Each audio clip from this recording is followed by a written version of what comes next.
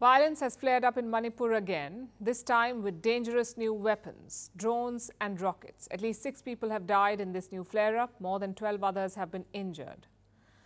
And residents are fed up with the constant violence. Today, students hit the streets of Imphal. They slammed the government for its inaction. And how did the cops respond? With a crackdown. Some protesters were repelled with tear gas.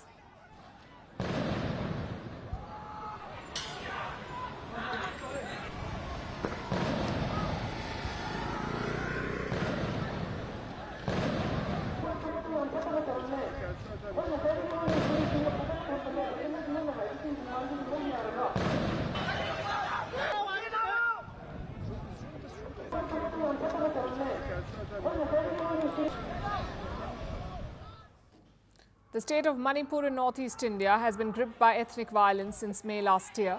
There are 2 warring sides, the majority Meiteis who live in the valley and Kukis who live in the hills.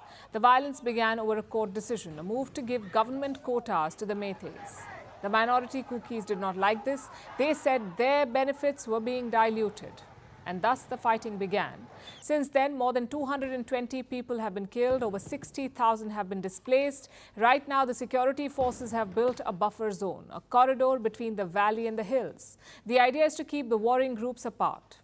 Enter drones and rockets. Don't think of them as sophisticated killing machines.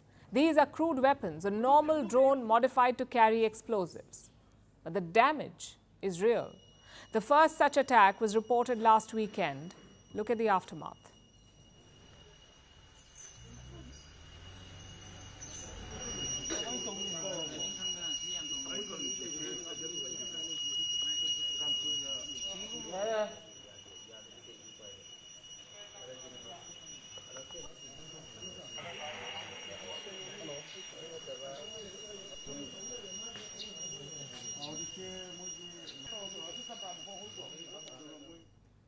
Kuki militants are said to have fired these drones.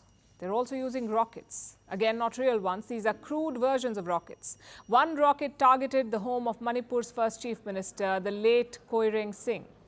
The rocket killed 1 man and left 5 others injured, all Meitei victims. You can imagine what happened next. Both communities clashed in villages near the hills. Intense gunfights broke out and a number of people died. So clearly the situation is worsening. The question is, what is the state government doing? Well, Chief Minister Biren Singh is up to something. He met Manipur's governor on Sunday. Reports say that he submitted a list of demands to the governor, like fencing the Myanmar border, preparing a register of citizens starting from 1961, cancelling a 2008 agreement with Kuki militants, and finally handing over the unified command of the state. And this last one is very important.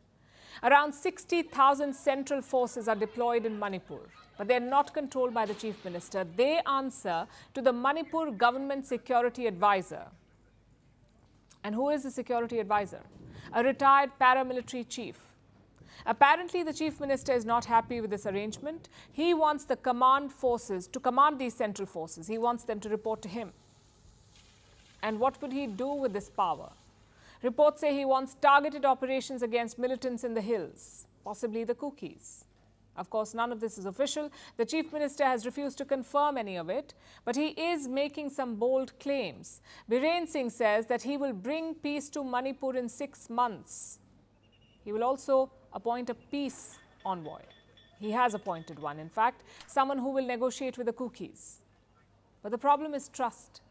Most Kuki groups do not trust the chief minister. They've accused him of fanning the flames. So will they agree to sit down with him?